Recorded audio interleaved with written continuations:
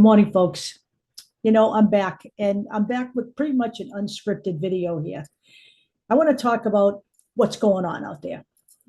Now, we live in a nation of about 335 million American people, and we are a very diverse nation. And that is why I keep telling everybody that the right wing is not in the majority in this country. That's my first aside, okay? None of us think the same.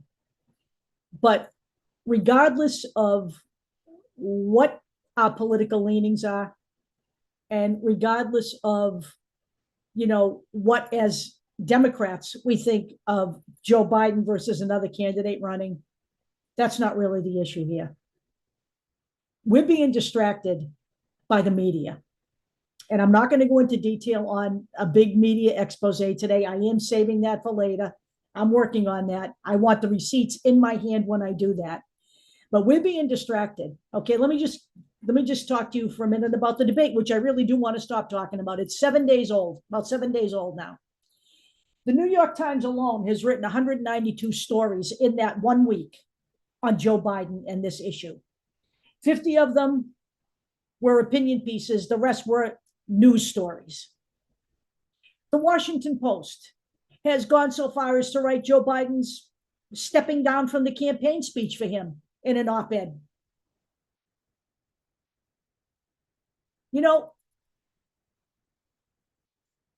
Distraction, all of it. They did this to Hillary Clinton when she was diagnosed with pneumonia, but she didn't tell the public that. She had a coughing fit during a speech, and it upended her campaign.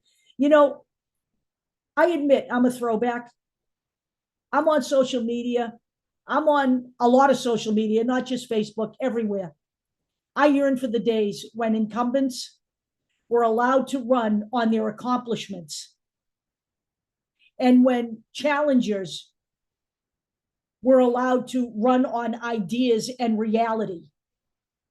But the reality is that right now we have a lopsided focus on Joe Biden when we have Dr. Shitsenpants running for office, who is also a 34-time convicted felon, who is also facing 54 more criminal counts. No matter what the Supreme Court ruled, those cases are not dead, no matter what they're telling you. A man who is a known sexual harasser, certainly as an adjudicated rapist and a defamer of the person that he raped.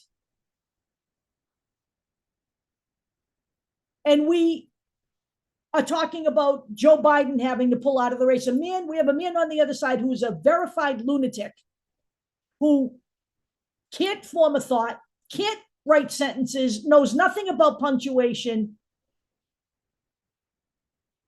and makes up words when he can't keep his train of thought. And we're worried about Joe Biden running the country. I come from the old school here. I have no problems with Joe Biden running the country because Joe Biden has been running the country and doing quite a successful job. But nobody wants to hear about Joe Biden's accomplishments.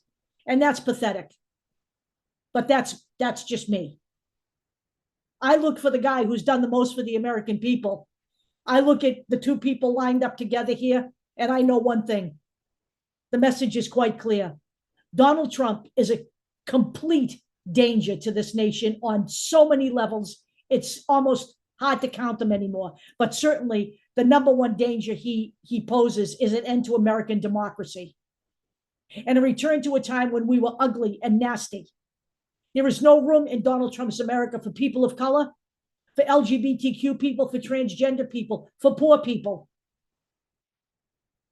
There is no room for Donald Trump, no room for those people in Donald Trump's governing world. If that isn't apparent to the American people by now, then they are in total denial and refusing to do anything about it. The message is quite clear, regardless of what's going on with Joe Biden. I had somebody ask me yesterday, what if Joe Biden dies during his next term? Well, what if he does?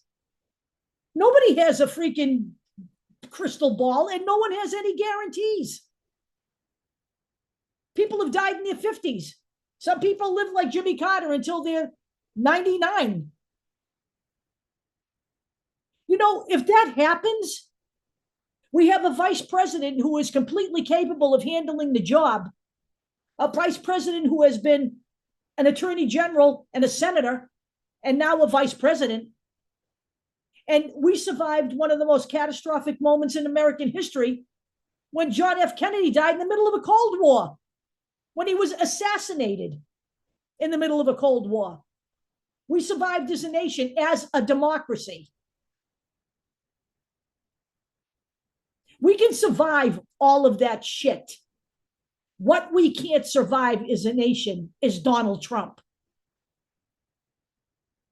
And yet, the media is fixated on Joe Biden, and they have not done, even before this, they didn't call for Donald Trump to be removed from the ticket, from the ballot, from the Republican Party. What they did was legitimize Donald Trump as a candidate, a man who was a total lunatic. The media has spent the better part of the last 3 years legitimizing this clown. The message is totally clear. It doesn't matter to me if it's Joe Biden on the ticket or another Democrat. Okay? It doesn't.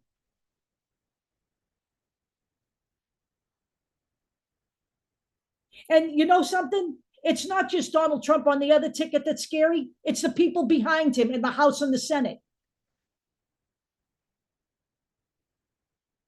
Am I riding with Biden? You know what? I'm riding with Biden on his accomplishments alone.